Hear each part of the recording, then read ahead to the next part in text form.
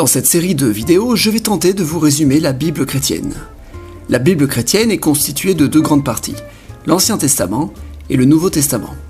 L'Ancien Testament, qui correspond à la Bible juive, est lui-même subdivisé en trois parties. La première partie est la Torah, la deuxième est les Névim, et la troisième est les Ketuvim. Chaque partie est subdivisée en plusieurs livres que je ne vais pas énumérer. Dans cette vidéo, je vais résumer un seul livre, le premier livre de la Torah, qui est donc le tout premier livre de la Bible. Dans une deuxième vidéo, je résumerai les 4 autres livres de la Torah. Dans la troisième vidéo, les Névim. Dans la quatrième, les Ketuvim. Et dans la cinquième vidéo, le Nouveau Testament. Enfin bref, c'est parti pour le résumé du premier livre de la Torah, qui s'intitule La Genèse, et qui méritait une vidéo à lui seul, car il s'y passe beaucoup de choses. Au commencement, Dieu créa la terre et le ciel, puis il dit que la lumière soit, et la lumière fut. Sur terre, il n'y avait rien. Elle était informe et nue, un vrai tohu-bohu comme on dit. Dieu sépara la lumière des ténèbres, lui permettant de créer le jour et la nuit. Ce fut donc le premier jour. Le deuxième jour, Dieu créa le ciel. Il avait déjà créé, mais c'est vrai, c'est écrit dans la Bible. Il créa aussi les eaux, qui étaient déjà présentes en fait. Le troisième jour, Dieu créa la mer avec toutes les eaux réunies et le continent avec toutes les terres réunies. Il en profite pour mettre tout ce qui est végétation. Le quatrième jour, Dieu décida de placer des astres dans le ciel pour se repérer dans le temps. Le cinquième jour, Dieu créa les animaux marins pour la mer et les oiseaux pour le ciel. Ils eurent le droit de pouvoir se reproduire pour peupler l'entièreté du monde. Le sixième jour, Dieu créa les animaux terrestres et il en profita pour créer l'animal exemplaire, l'homme, et aussi la femme. Le septième jour, il se reposa. Voilà, le monde était créé, maintenant on peut se concentrer sur la vie d'Adam, le premier homme. Dieu prit l'homme qu'il avait créé pour lui donner vie. En fait, tous les animaux avaient déjà pris vie, mais pas l'homme. Dieu créa des fleuves pour y développer un jardin, le jardin des délices, un endroit merveilleux, un véritable jardin d'Éden comme on dit. Dieu demanda à Adam de nommer tous les animaux du monde. Adam, donne un nom à tous les animaux. Moi, je dois faire ça, Commençons par lui. Tu l'appelles comment? Oiseau. Dans le jardin d'Éden, Dieu lui explique qu'il peut manger tous les fruits, sauf un. Bon, écoute, Adam, tu peux manger tous les fruits ici, sauf le fruit défendu. Ah, pourquoi? Lui, ce fruit, tu peux pas le manger. C'est pile poil celui que tu dois pas manger. Il est beau, hein? D'accord, mais pourquoi? Tu dois pas le manger, c'est tout ce que je peux te dire. Au cas où tu voudrais voir où il est là. Voilà, allez, bonne journée. Afin de ne pas laisser Adam seul, Dieu l'endort et lui crée sa femme en prenant une de ses côtes. Waouh, mais qui est cette personne? Je ne la connais ni d'Ève ni d'Adam. C'est ta femme. D'ailleurs, j'en profite pour lui dire, le fruit défendu là, il faut pas le manger. Et d'ailleurs, l'autre femme que tu avais créée juste avant, tu en as fait quoi? Ah, oui, c'est vrai. Bon, on s'en fiche. On fait comme si elle n'avait jamais existé. Et c'est là qu'intervient le serpent, qui propose à la femme de manger le fruit défendu, car ça lui permettrait d'avoir les mêmes pouvoirs que Dieu. Je suis le serpent. Mange le fruit défendu. Tu verras. Tu me sembles être une personne digne de confiance. Je vais le faire alors. La femme croqua dans la pomme et proposa à Adam qui accepta. Il venait de faire une bêtise, de croquer dans la pomme comme on dit. C'est le péché originel. Les humains ne seront plus purs désormais. Wow, mais dis donc, tu es pas beaucoup habillé, serais-tu en tenue d'Ève comme on dit? Je suis tout tenue, c'est vrai, la honte. Sortez de ce jardin d'Éden, bande de délinquants. Désormais, Adam, tu devras gagner ton pain à la sueur de ton front. Adam en profite pour nommer la femme Ève, qui veut dire vie, car c'est grâce à Ève qu'il pourra donner la vie. Bref, Adam et Ève vont pouvoir se reproduire et être à l'origine de toute l'actuelle humanité.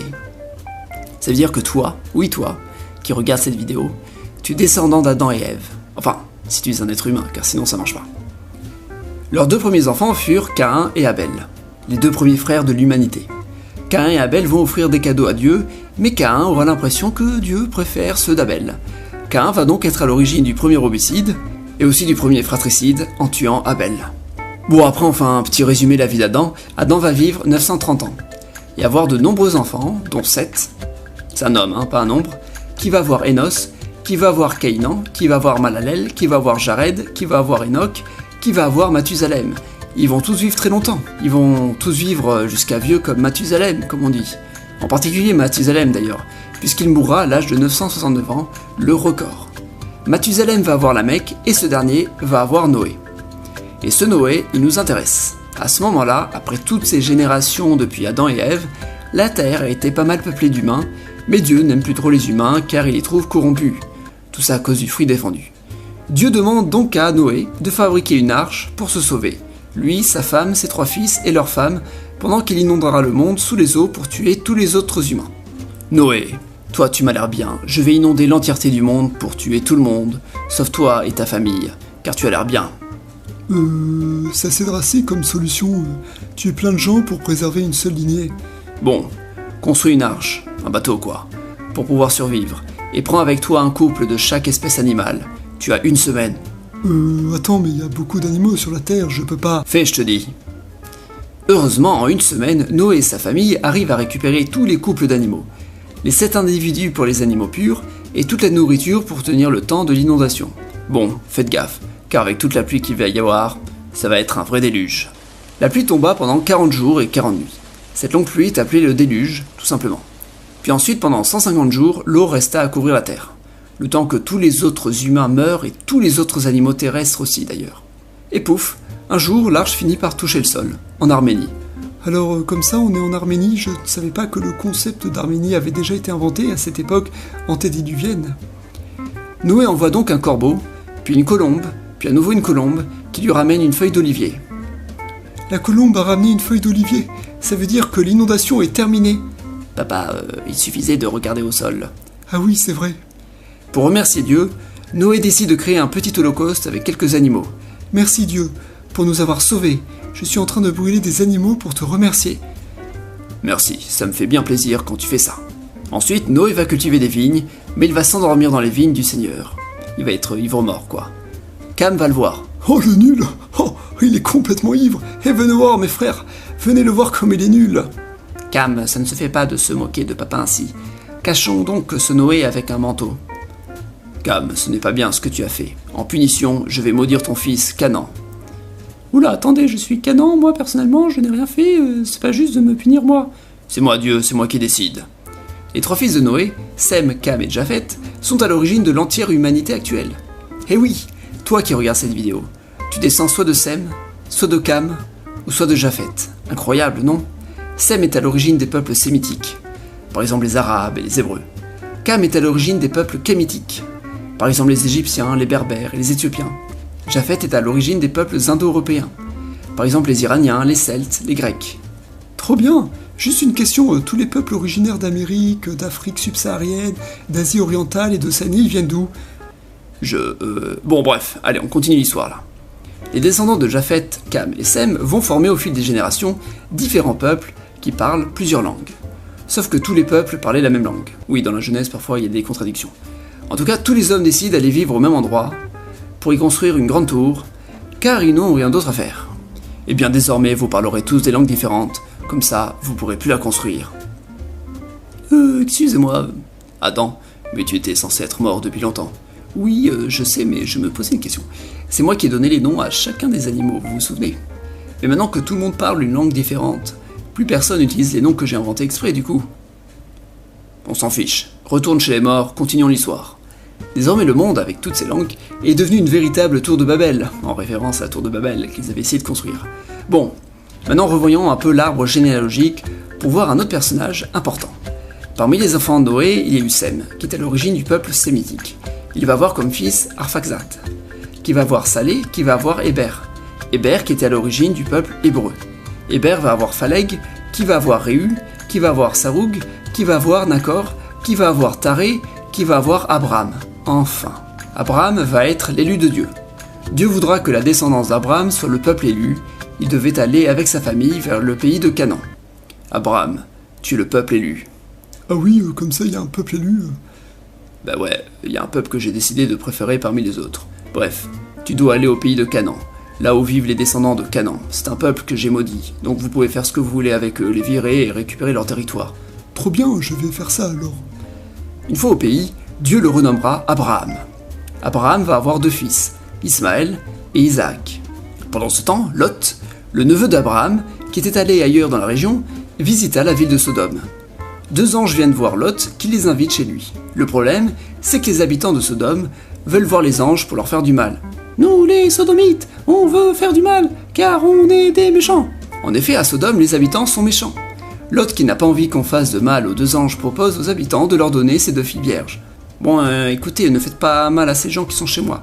Prenez mes 2 filles vierges si vous voulez, mais ne faites pas mal à ces 2 types venus chez moi et que je ne connaissais pas il y a à peine 1 heure. Lot, on doit te dire un truc, on est des envoyés de Dieu. Tu dois fuir cette ville, car Dieu va la détruire. Ben pourquoi il va la détruire? Parce qu'il aime pas trop les gens qui y vivent et ils font pas comme il faut. Disons qu'à Sodome, les gens font des trucs pas très orthodoxes, si tu vois ce que je veux dire.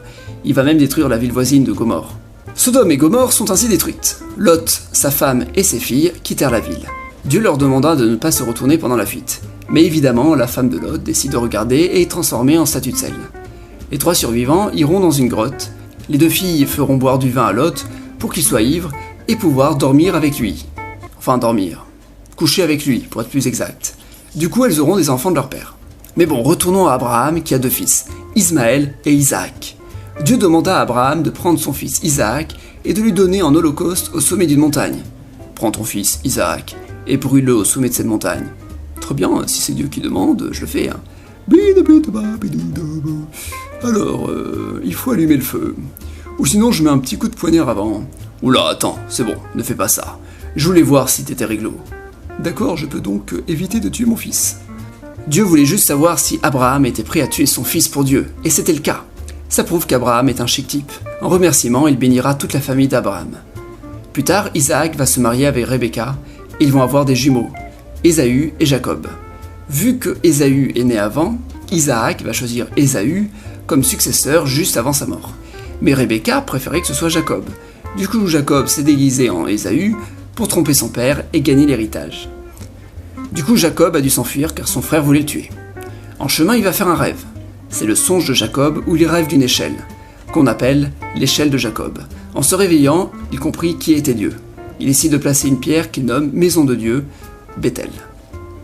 Plus tard, il demande en mariage Rachel, sa cousine.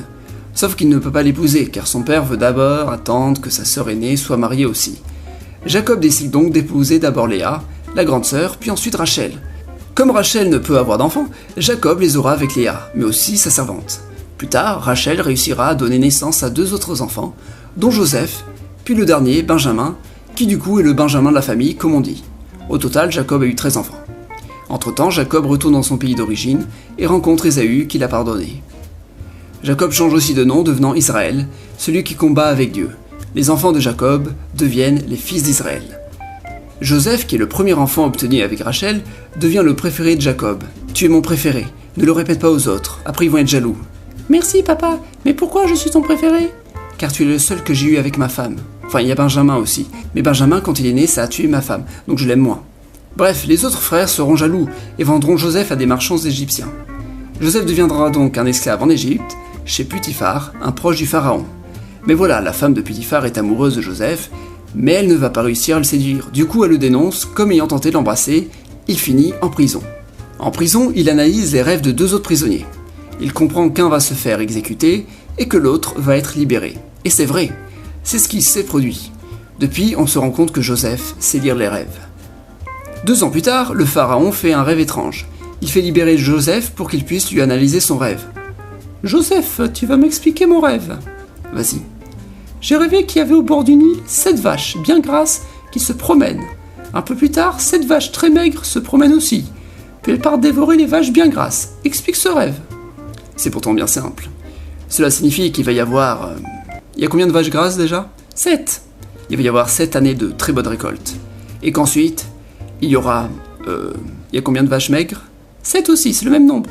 Ah oui, eh bien il y aura 7 années de famine. Ok, en gros, il y aura une période de vaches maigres, comme on dit. Ouais, mieux vaut faire des provisions alors. Et c'est ce qui se produisit. 7 ans plus tard, l'Égypte, qui avait tout prévu, se retrouve avec d'énormes réserves de nourriture, prêtes à surmonter la famine. C'est dans cette période que Joseph retrouve ses frères et demande à voir Benjamin. Que je suis heureux de retrouver mes frères. Même si vous m'avez vendu, je vous aime bien quand même, car vous êtes mes frères. Tous les frères sont les fils d'Israël, ils vont former un peuple au fil du temps, le peuple d'Israël, qui vivra en Égypte. Mais ça, c'est une autre histoire.